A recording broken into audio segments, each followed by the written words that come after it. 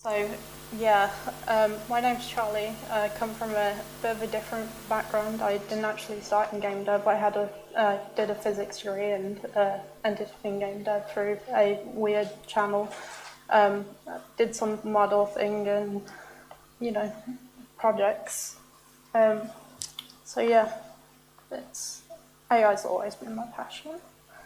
Here we go. Session takeaways. Hopefully we cover these.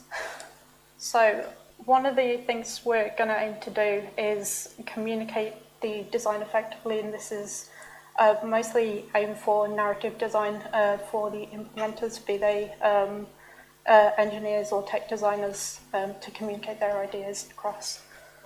And a bigger picture understanding of what development can involve in terms of assets, systems, and any, costs really. And of course, when we've developed something, it doesn't quite work out and isn't really for us, and whether we should take a different path or not, or just go along with it. So the main question, it was actually a title of the talk, is what's your expectation? And there's a lot to this question really, and it's largely about what you expect to see. Typically when you ask it, like, what do you expect this thing to really look like? What's this ideal situation? And just a general bit of feedback, or a bit of design on what we actually expect when we're going through the process. So it's good to really ask anyone involved in what's going on, whether they're actually designing the thing or they're implementing it. Because as you're going along, there are people that are going to be implementing behaviors that might have different interpretations of what the same thing could be doing. I make comparisons of those people who do murder sketches. They've probably got a special name for them. You could line up 5 people that do these murder sketches, same level of experience, so they will all draw a different person, even if they're given the same description. So it's quite essential that people give this feedback or receive it in a way that is constantly communicated, to keep on the same page with the person that has the expectation effectively. So something that can happen when we're communicating our expectation, particularly when we have more realistic situations, is the realistic situation doesn't necessarily make sense in a more game situation. Like, it's not potentially readable, too realistic, and sometimes the design itself, when we've written a design brief, there's a lot of things that have been missed out, and we'll come on to that later, because I've got an example one. And then, is AI always the answer? And to this one, it's quite interesting. A lot of people now, because it's such a massive topic, behaviors is always thrown around whenever we see something intelligent in a game, or something we perceive as really clever. We're like, that's an amazing behavior, and how do we put it in? But there's a lot of really clever things we can get without necessarily utilizing AI, AI itself. A good example I saw recently, I won't say they didn't use AI, they might have, but it wasn't necessary for them to do so. And I wish I'd added this video, because I couldn't find it for the life of me afterwards. It's there is a video where the player could stand behind this NPC, and they always start with the hand on the desk like this. And no matter where the player stood, they would twizzle around on a chair to face them and begin a conversation. And a lot of the players were like really, really hyped about this because it did look very, very cool, and like added a level of like emergence intelligence, just like a lot of realism, the type of thing that we want to add from AI, well, what we intend to do. And really, what really happened from that is we interacted with the thing, and they didn't continue didn't start a conversation until they were facing the player itself. So it was largely animation based rather than them doing anything else. They weren't walking around or anything. They were literally just sat in a chair. So, and of course the fairly standard practice of using VFX for things like fish and insects, because they can seem quite clever, like respond to player movements and stuff, but that doesn't mean that they're actually driven agents. Okay. So, particularly for this actually came from a website called Book of Creatures. Quite an interesting design, so I slapped it on there. And for a minute, it might be worth considering that this is something that you've come up with in your heads, and it's something that you want to communicate to people who are going to implement it and how you would describe it. Or maybe like you're trying to get a concept artist to draw it. So, just a thought exercise. So, when we're trying to design our characters, there's a difference between real and fictional characters. And when I say that, I mean when you're looking at something that is real, like, I don't know, a thief, for example. A lot of people have an idea in their head of what a thief is meant to look like, whether it's a cartoony rebel with a sack on his back, doing like a cartoonish stalking movement as he's running away from the scene of a crime, or something a bit more stealthy and realistic. Everyone has like an existing idea of what that should look like. And they, from a player point of view, if it doesn't match up with the game that you've released, in a sense, like some games, if they're more cartoony, you can absolutely get away with this cartoony-esque creeping around look, but if it's super realistic, you really, really couldn't. So there is this expectation that you always have to live up to. Whereas when you're doing a fictional character, like we saw in the last slide, hang on, I'll just go back to it anyway. So as you can see, there's like, might be easy to, yep. So you can see on here, it kind of looks like a cow type thing at the back half. And then it's got a snake head at the front. So what a lot of people would imagine in their head when they saw that is they'd imagine it like hissing and potentially like galloping around. And that might not be what we intend as designers. So it can be a bit jarring if that wasn't the case. Like if it didn't line up. One slight point is anthropomorphism. Things like werewolves in movies, you'll find that a lot of them are portrayed as, well, monsters, very wolf-like. But then you get things like Khajiit in the Elder Scrolls that are very, very humanoid, which is quite interesting to see, because I think it's mostly down to our perception of how they look. Even the Wolfman is a lot more humanoid, and yeah. But people will latch onto certain features of the thing that, the appearance of it, to get that kind of like expectation of how it should behave.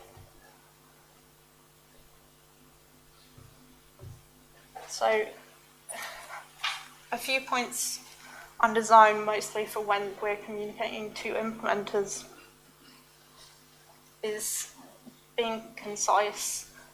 And by this, I mean be quite to the point of what you want, rather than waffling on and creating a bit of a story about it.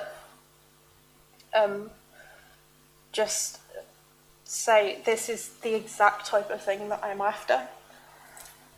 But at the same time, it's good to leave room for those, for like changes or alterations, so we're not rigid in the way that we're designing them. And my point about timings, it's more about things happening sequentially, because sometimes we rely on certain things happening and it doesn't necessarily happen like that. Say, for example, we've got a situation with a hunter, and this one's quite a bit more of a complicated one, but it demonstrates it somewhat nonetheless. You have a hunter and a dog trying to track some prey, and you are expecting that the hunter like follows the dog rather than goes after the prey. But if the prey is like closer than the dog is, it wouldn't necessarily make sense for them to just follow after the dog. So there are, those kind of assumptions that, although that one's not specifically about time, there are sort of assumptions that are made with certain behaviours that really become too rigid and don't really make sense in reality. So we need to have enough detail about what we're meant to be doing, again, to keep everyone on the same page as, again, when I was talking about the murder portrait people, whatever their real name is, because those sketch artists would literally just create different portraits. It doesn't matter how good they all were. They would all be different pictures, and it's good to make sure we're drawing the right murderer. And the edge cases, again, are very simply ensuring that what you're designing will work and is in line with the other things that you want, so it's not completely outlandish. And obviously communicate constantly, as has already been said, with addressing expectation throughout the process. So this is like an example documentation, design brief for the Yelping booth. Obviously it's only short, it's a presentation. There's good and bad points on it. So I'll kind of go through them, and some of the points that are actually quite important. So one of the points that does kind of matter is it says fox eyes, slow moving, crawls in slithering motion. Now this is something that is good to have in your head as someone who's implementing, because you get an idea in your head the type of thing that it is, because it's very hard to visualize it when it's, say, for example, a block, because that's the reality. Sometimes you haven't got the correct assets and it's currently a cube, and you still have to potentially work on somewhat representative behaviors. But if you don't know how big the thing is relatively or how fast it moves, it's quite difficult to envision what the thing is or does. Now, the part with offspring in belly create hound-like yelping noise, again, is another part of what is this character. But to another extent, it's what purpose can this thing have? Like, does it scare the character? Is it, what happens? Does it draw you towards it?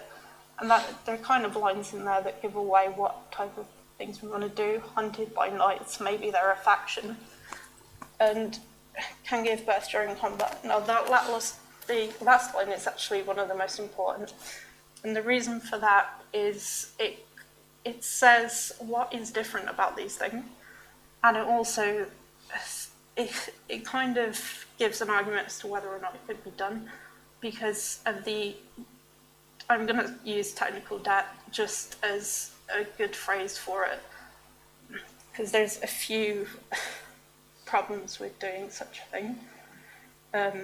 I mean, one of them effectively is whether or not giving birth would treat the offspring as an agent, and then we have to deal with the factor of reproduction, how many will be in an area, and managing any active agents, do they grow up, anything like that. So this is a very static view, so I'm just going to draw the very, very simplistic static view from this. Well, that pointing in the wrong direction entirely. Come on, pen. Hopefully you can see. So this is the health bar. We're going to put health. I'm not going to put health.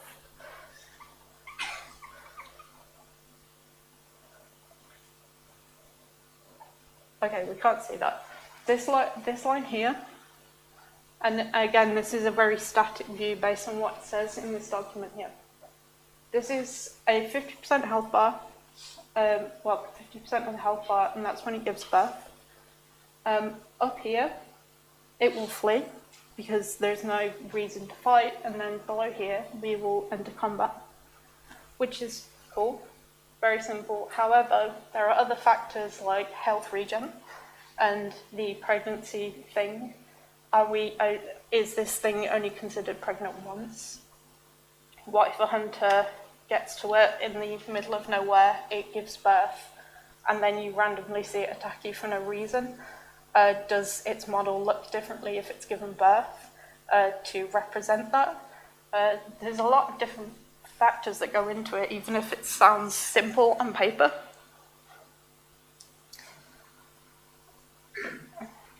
But yeah, it's these kind of small factors that can add a lot of complication to that kind of situation.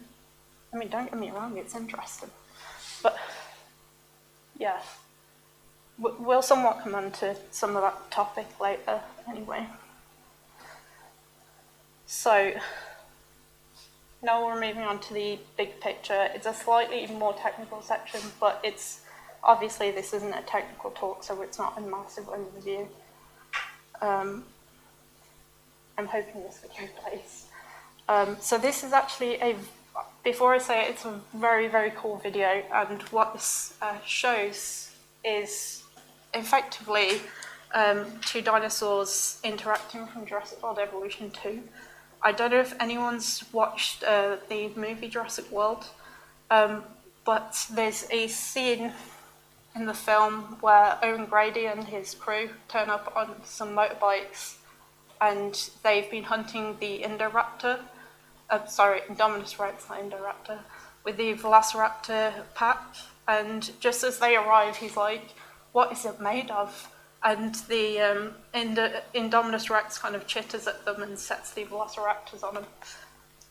And this is kind of the interpretation of the communication of it. If I can play it. I cannot. No, it's not doing it.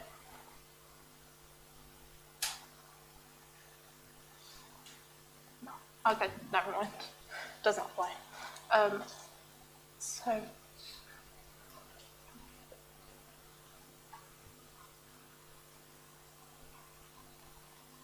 anyway, yeah.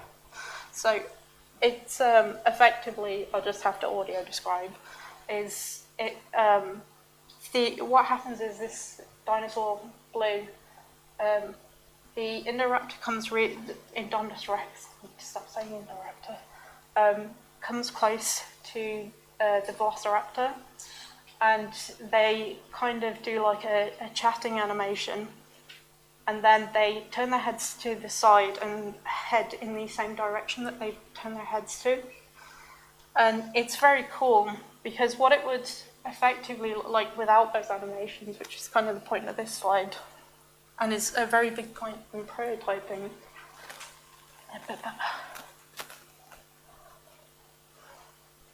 Good luck with this pen. Is effectively what would happen. No. It's died. Okay, I'm just going to have to do it with fingers. So, we have a raptor here. We have an exactly same coloured, no, that's the raptor, exactly same coloured Indominus there. So what they'd happen is they get close, like this, and because we have no chatter in animation, they would literally stand, and this is in prototype situation with nothing, they would literally stand together, and then suddenly they would move in the same direction. Now, as a time slice of that happening, it would look very, very cool. But in the bigger picture, what you'd actually get is this.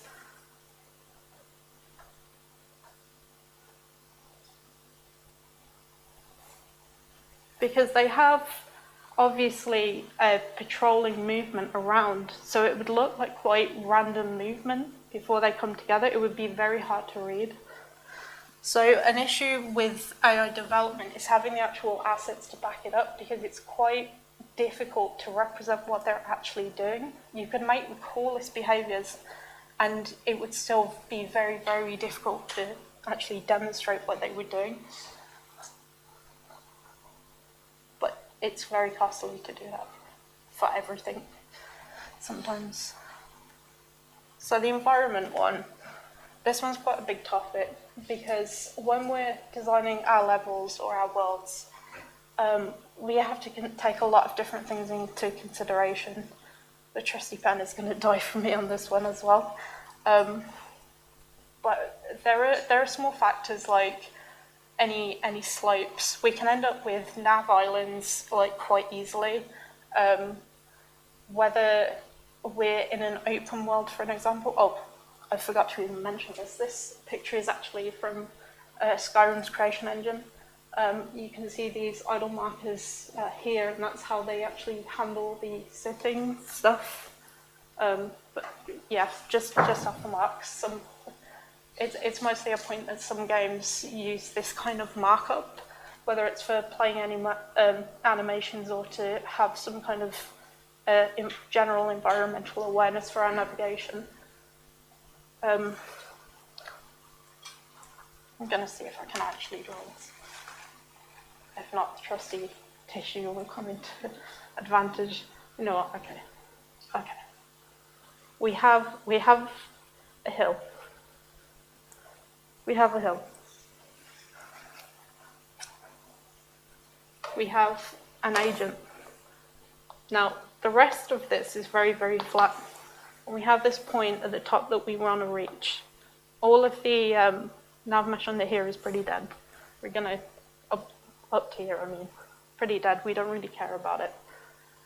Now, it's quite a smooth hill, so it's really quite easy to navigate. I'm making it look very sharp. Very easy. The problem is, we're going to generate say we're traveling and using EQS. We're traveling, say, towards the player. And we generate an EQS point over here. Now, sometimes, just sometimes, even when you try and filter out whether or not they can actually pay the point, it's still, computer says yes. So there can still be points where they will get stuck in places like this, trying to reach places like that. It's not great. And the same similar situation is if we're traveling along a landscape and we have like a 65-degree angle that we're trying to get up. I mean like straight up, because the nav mesh can still draw over it, but it's just too janky to really get over it, and you have broken patches of island, especially if you're nav walking, you can get really, really caught in it. So there is those issues. The other thing I will address right now, trusty tissue. It's going to be dead by the end of this. We have The worst demo ever. Alright. Top level, bottom level. Pretend these aren't connected, that's just terrible written. So what's going to happen here is we're again going to use examples of EQS, and we're generating points along here. We can pretend that we're trying to get the player, it's easier. We're favoring a point towards a player. The player is, say, down here, and this area is pavable. So we've got stairs, but it's like just a tower situation. And stairs like way over here. Now, we might actually get stuck here, like just above it, simply because we are not evaluating the stairs part of it enough to bring us downwards, because the highest score for the distance, when we're taking nothing else into consideration here, is going to be that point up there. And there's a slight issue with this. If you increase the grid size, it really drops your performance if you maintain the same density. But if you decrease the density by spacing out points more, you literally get more spaced out points, and because they move from point to point, you can end up with like, well, your scoring isn't necessarily as good, and you can end up with oscillating movements, and it looks like they're running a lot more rather than trying to traverse quite well across your terrain. So it doesn't massively help you out. And you still have to take into consideration that the score may not favour going down the stairs.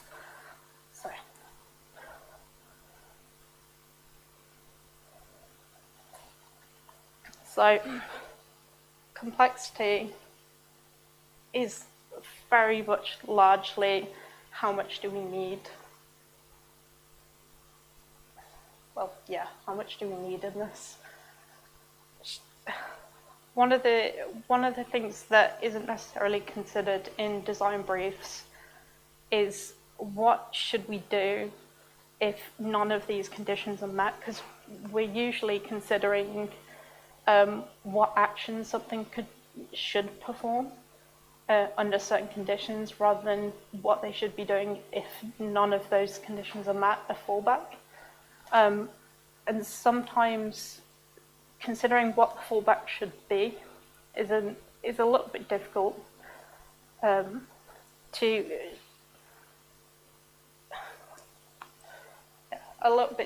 keep it in line with the general behaviours of the character. Coordination and avoidance, awkward. So one of the things you'll see if you play GTA 5 as an example is when you're patrolling up and down the pavements, you'll see that pedestrians walk alone. And then when you see them together, they're typically like quite stationary in a group. And it does give an impression of a crowd, but they aren't actually traversing as a group. And one of the main reasons for that is avoidance is quite difficult with crowds. The mass AI stuff seems to do this quite well. Some games use like slotting and docking and stuff like that and sometimes like they turn off avoidance like literally and just get a group of them to move from one point to another. But it can create a fair amount of issues, and a more effective way is just to have some of them stationary.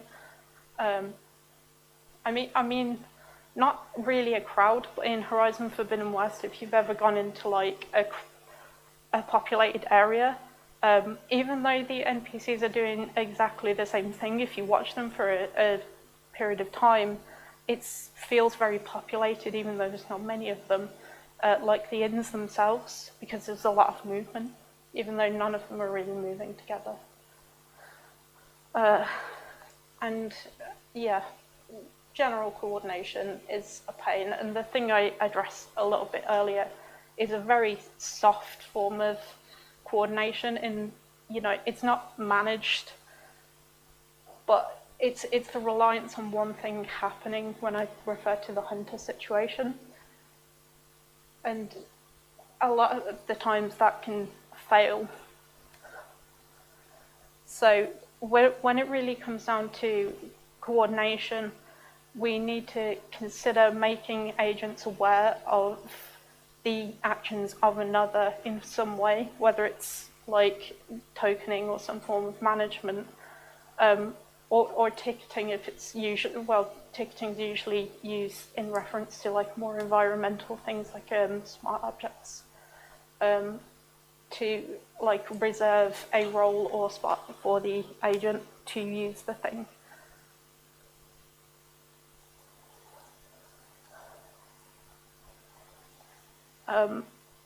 Kind of just comes out of it. If you're developing a lot of new content, you can't really rely on much vanilla content, or just you have a lot of stuff, it's going to come with a lot of cost. The other problem with code support, well, not so much problem, but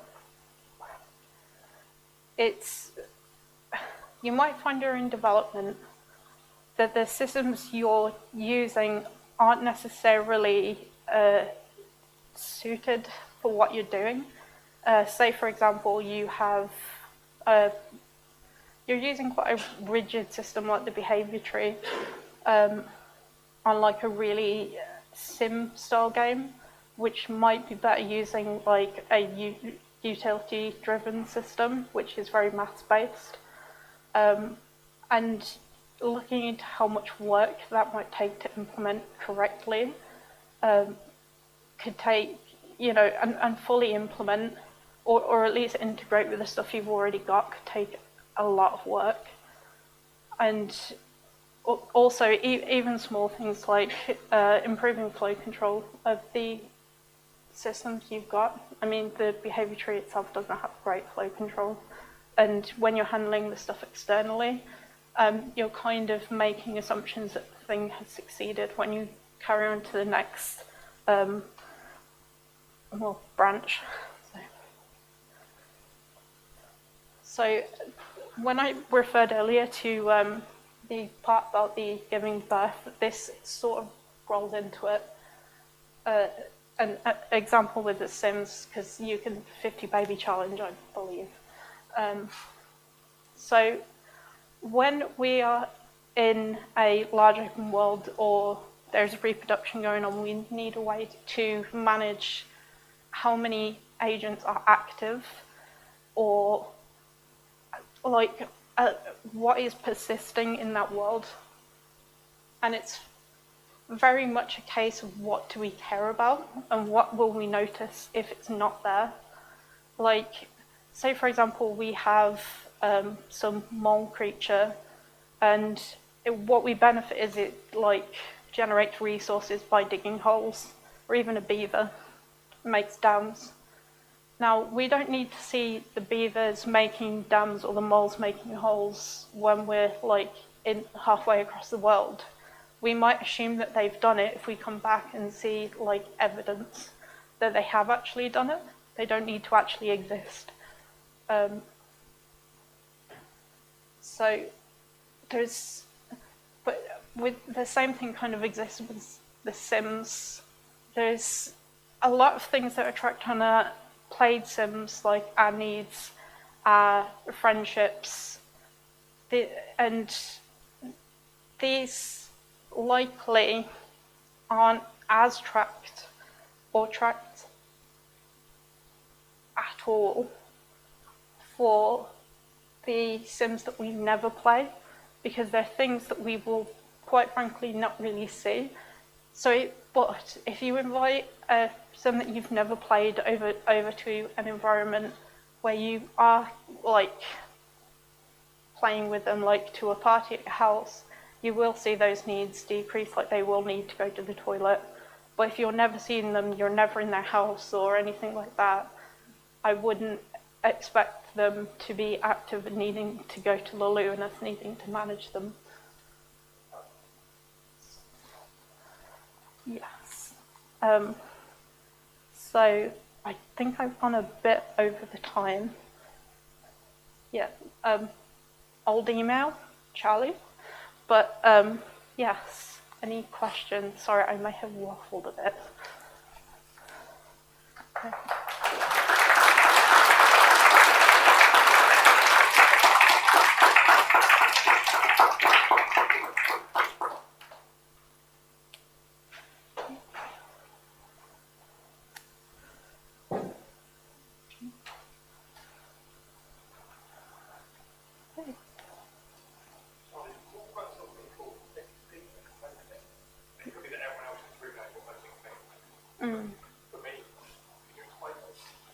Yeah, okay, so ticketing is usually referred to like a role or almost a place being reserved for an agent. Like ticketing is usually reserved for smart objects and environmental things. So it is literally like giving the thing a ticket, like you would have bought a place in the queue in the layman's terms. Whereas tokening is more a case of something reserves or has a certain role. You can steal or, simply reserve tokens, which is different to tickets typically. But yeah, the difference really is that one of them is typically referred to as being more role-based and the other is typically more environment-based, and it really just sort of manages them.